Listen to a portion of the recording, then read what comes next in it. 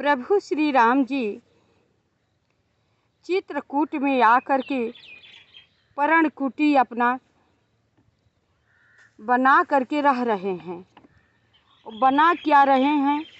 जब देवता लोग का पता चला कि प्रभु श्री राम जी चित्रकूट में रहना चाहते हैं, वहीं पर रहेंगे, तब सभी देवता लोग भील का रूप बना बना करके आए और सब मिलकर के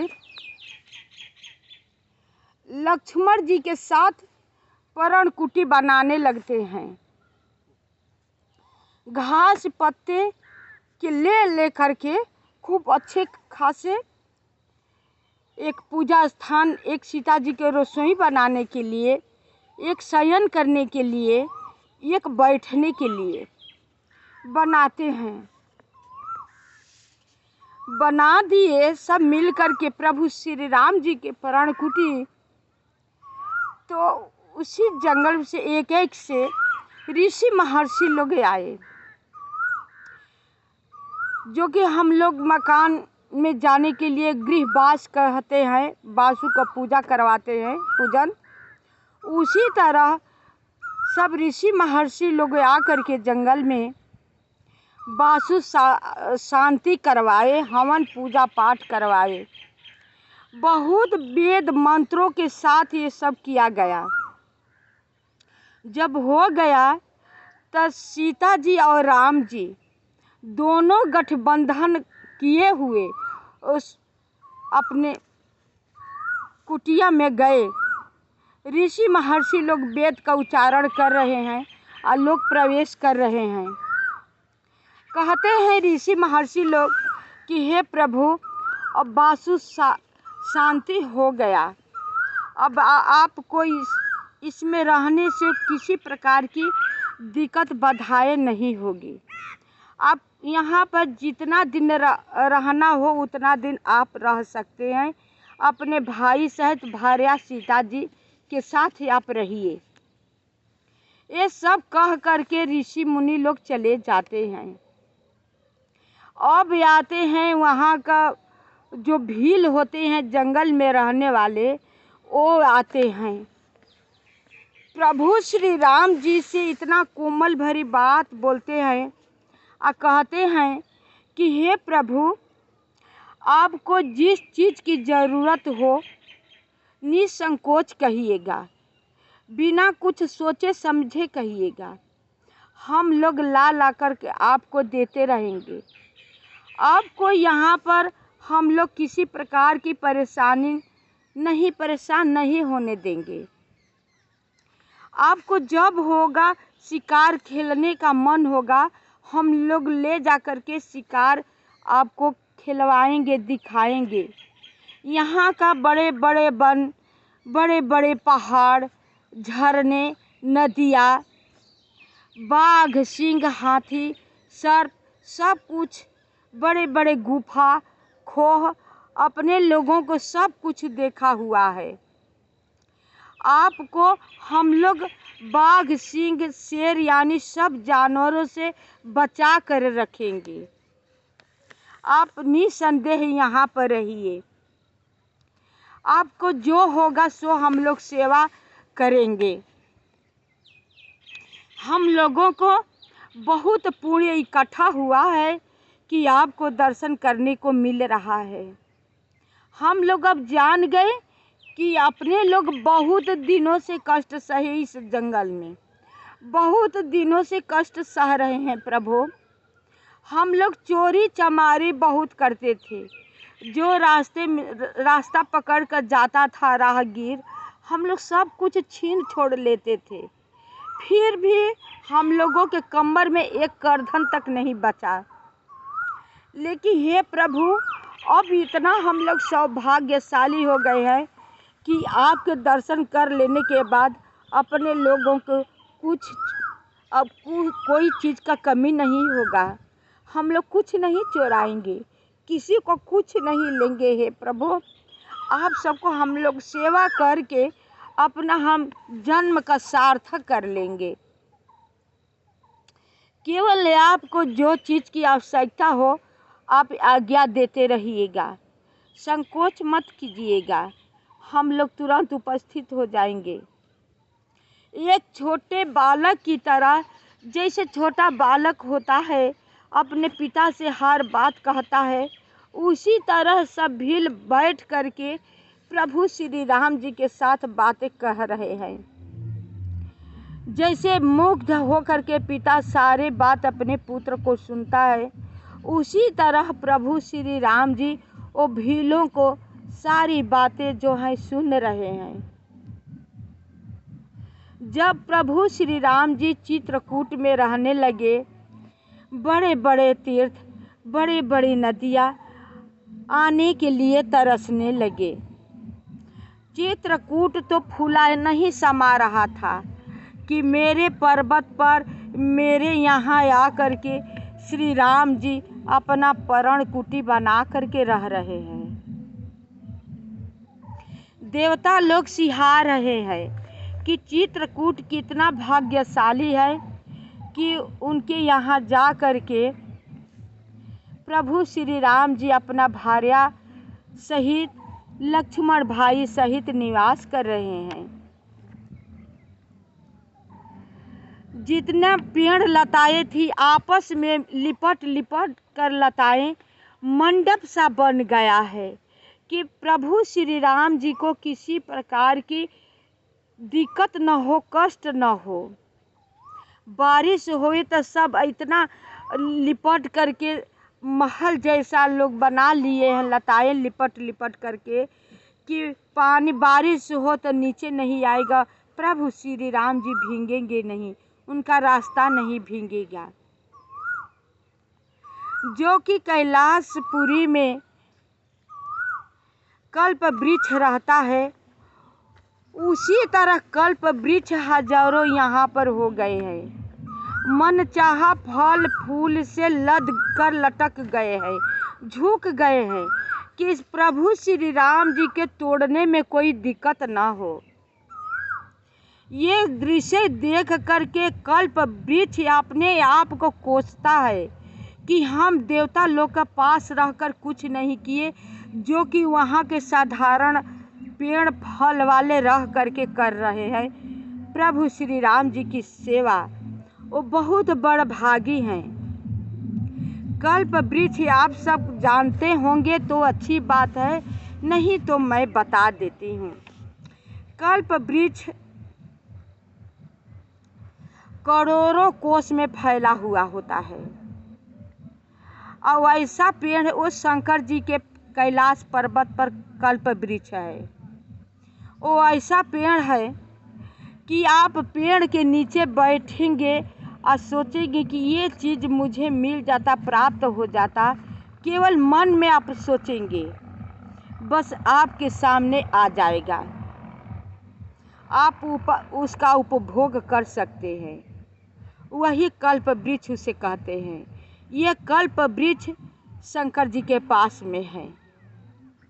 वही कल्प वृक्ष अपने आप को कोसते हैं, अपने आप को अभागा मानते हैं कि हम देवलोक में रह करके कुछ नहीं किए, जो कि मृत्यु लोक में रह करके साधारण पेड़ कल्प वृक्ष बने हुए हैं, फल से लदे हुए हैं प्रभु श्री राम जी की सेवा के लिए। कंकड़ पत्थर जो हैं, देखते हैं कि इधर प्रभु श्री राम जी आ रहे हैं तो बिल्कुल कोमल हो जा रहे हैं। वहाँ पर नई नई कोमल कोमल घास उग आती हैं। जहाँ पर प्रभु श्री राम जी की चरण पड़ता है, वहाँ पर पृथ्वी जो है, धरती संकुचा जाती है, जो कठोर है वो बिल्कुल कोमल हो जाती हैं। अपने भाग्य को सराहना करते हुए कहती है कि हो मेरे भाग कि मेरे ऊपर प्रभु श्री राम जी चरण रज रख करके चल रहे हैं। ऐसे ऐसे मंदाकिनी नदी जो कलकल कलकल करती रहती है, सरस्वती नदी है, बहुत तेज धारा बहती है, उनकी आवाज़ बहुत गूंजती है, वो अपनी आवाज़ मधुर कर लेती हैं। जो मंदाकिनी नदी है प्रभु का स्नान करने के लिए बहुत स्वच्छ सुंदर धीरे धीरे अपना आहिस्ता आहिस्ता लहरें देती है और अपने आप को धन्य मानती है। जब प्रभु श्री राम जी डुबकी लगाते हैं, सीता जी डुबकी लगाती हैं, लक्ष्मण जी डुबकी लगाते हैं, सीता जी रसोई बनाती हैं, लक्ष्मण जी तो भोजन करते हैं नहीं, राम जी कभी कभार भोजन कर लेते हैं, सीता जी उसी तरह कभी कभार भोजन कर लेती हैं। लक्ष्मण जी हमेशा सेवा में लगे रहते हैं। जानते हैं आप सब कैसे लक्ष्मण जी सेवा करते हैं? जब लक्ष्मण जी अपने माता सुमित्रा जी से विदा लेकर जाने लगे तो सुमित्रा माता ने कहा था लक्ष्मण जी से कि जहाँ राम है वहीं पर तुम्हारा पिता है, जहाँ सीता जी है वहीं तुम्हारी माता सुमित्रा है, जहाँ वन होगा वहीं अयोध्या होगा। राम की सेवा में कोई त्रुटि नहीं होनी चाहिए। और जब वो लोग शयन करेंगे ना तो चरण को दबाना, उसके बाद जब लोग सो जाएंगे तो तुम विरासन रूप में उनकी सेवा उनकी देखभाल करना।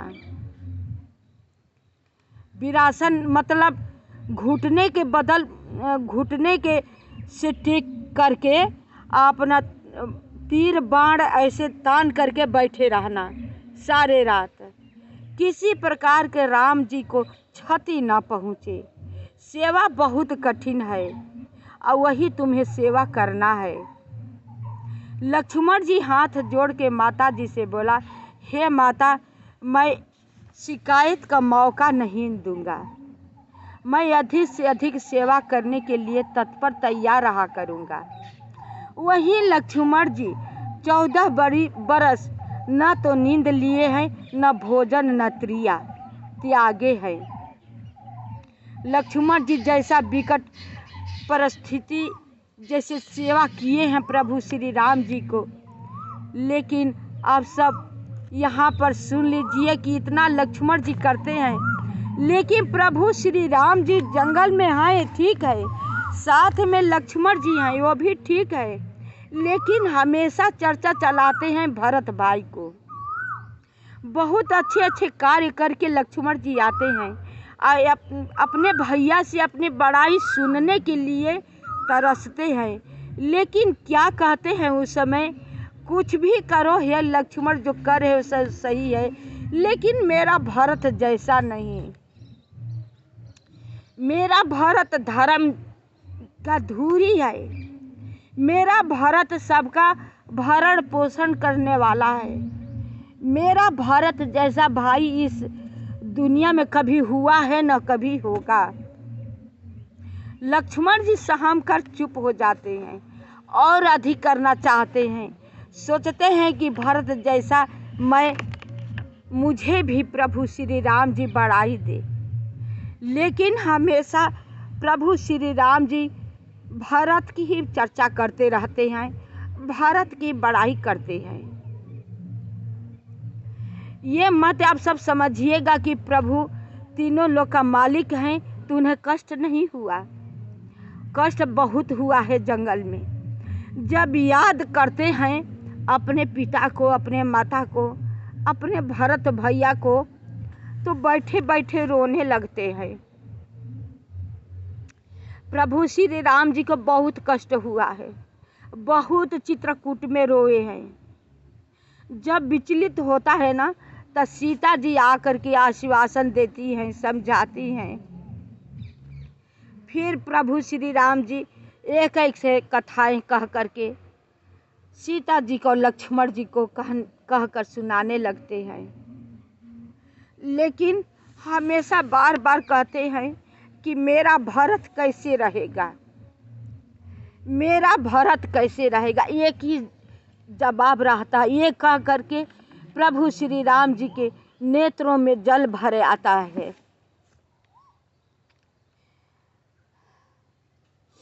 ऐसे प्रभु श्री राम जी हैं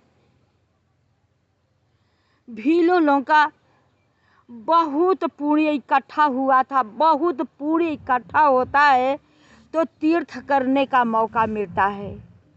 जब उससे बहुत पुण्य इकट्ठा होता है तो संत लोग का दर्शन होता है। और वो लोगों को भील लोगों को न जाने कितने पुण्य इकट्ठा हुआ है कि प्रभु श्री राम जी का दर्शन करने का मिल रहा है। मंदाकिनी नदी कितनी पुण्यवान है कि उसमें प्रभु श्री राम जी डुबकी लगा रहे हैं। प्रतिदिन सीता जी पूजन करती हैं उसमें स्नान कर लेने के बाद। एक बार क्या हुआ कि प्रभु श्री राम जी चुपचाप बैठे हुए थे, अयोध्या के ही विषय में सोच रहे थे और भरत जी के विषय में सोच रहे थे। तब तक से उन्हें अचानक ऐसा आभास हुआ, चौंक गए। लक्ष्मण बोले, क्या हुआ भैया, क्यों इतना चौंक गए?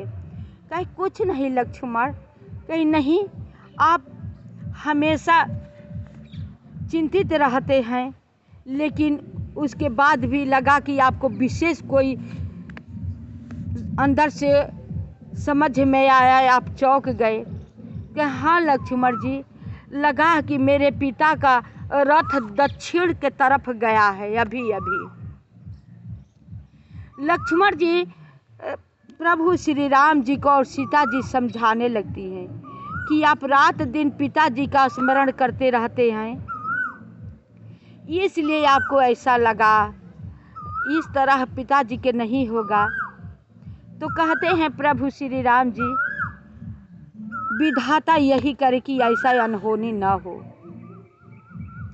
जब राजा दशरथ जी का प्राण जाता है तो दक्षिण की तरफ रथ में जाता है, जो कि दक्षिण तरफ नहीं जाना चाहिए था, लेकिन पुत्र के मोह में उनका प्राण निकला था।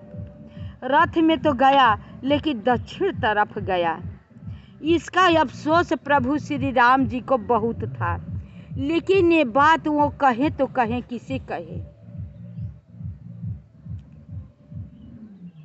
प्रभु श्री राम जी तो सब कुछ जानते थे, अनजान की तरह पड़े थे और अंदर ही अंदर सोचा करते थे, रोया करते थे, अपने आंसू को छिपा लेते थे, किसी को दिखाते नहीं थे। सीता जी भक्ति स्वरूपा थी, सब राम जी को पीड़ा को समझती थी, बहुत प्रकार से समझाया करती थी। इसी तरह लोग का दिनचर्या बीतने लगा। इधर जब राजा दशरथ जी का प्राण पखेरु हो जाता है तो उनका अंतिम संस्कार करने के लिए कोई न था। सब मंत्री वगैरह कहने लगे कि अब इनका हम लोग अंतिम संस्कार कर दें। वशिष्ठ मुनि जी बोले, नहीं सुमंत जी, जिसके चार पुत्र ऐसे हैं कि वेद शास्त्र भी हैं, वो पिता को बिना पुत्र को अंतिम संस्कार नहीं होगा। तो कहें कि तो कैसे हुआ मुनि जी, कैसे होगा? तो मुनि जी बोले कि उसका उपाय है, होगा। तुम लोग नाव बना करके खूब सुरक्षित ऐसा व्यवस्था करके इनका शव को रखिए ताकि किसी प्रकार की इनकी शव को क्षति न पहुँचे। अच्छे अच्छे सेवक को भेजिए के देश, ऐसा जाए इनको मुख पर उदासी न हो। और जैसे हमेशा उपहार लेकर के जाते थे महाराज जी, उसी तरह उपहार के साथ तुम लोग जाओ। अब भरत जी से सब कुशल मंगल बताना, कुछ मत बताना, सब यहाँ पर आकर वो खुद ही देख लेंगे। बोले जैसी आपकी आज्ञा प्रभु। सब ऐसा घोड़ा लिए कि नदी पहाड़ सब उड़ते हुए डाक जाते थे, फांद जाते थे। के देश गए। सब उपहार लेकर गए। एकदम समभाव से मिले के देश से। बोले कि मुनि जी की आज्ञा है, भरत शत्रुघ्न को बुलाए हैं। भरत उधर जितना यहाँ पर अनहोनी हो रहा था उतना उन्हें भरत जी को स्वप्न में सब दिखाई दे रहा था। स्वप्न रात को देख देख करके भरत जी विचलित हो जाते थे। ब्राह्मणों को बुला बुला करके बहुत प्रकार से दान देते थे कि ताकि मेरे अयोध्या में कोई अनहोनी न हो। लेकिन विधाता को करने को कौन कहे, जो होना होता है वो होकर ही रहता है। जब भरत जी सुने कि अयोध्या से दूत आए हुए हैं, मुझे ले जाने के लिए मुनि जी बुलाए हैं, तुरंत चल दिए। तो हम कथा को यहीं पर विसर्जन करते हैं। शेष भाग अगले वीडियो में। आप सब पूरा कथा सुना कीजिए, तब कथा का सार समझ में आएगा। आप सब कथा सुन करके लाइक सब्सक्राइब अवश्य कीजिएगा, कमेंट कीजिएगा, ताकि मेरा कथा को कहा हुआ सार्थक हो जाए। मुझे इसी चीज़ का लालसा है।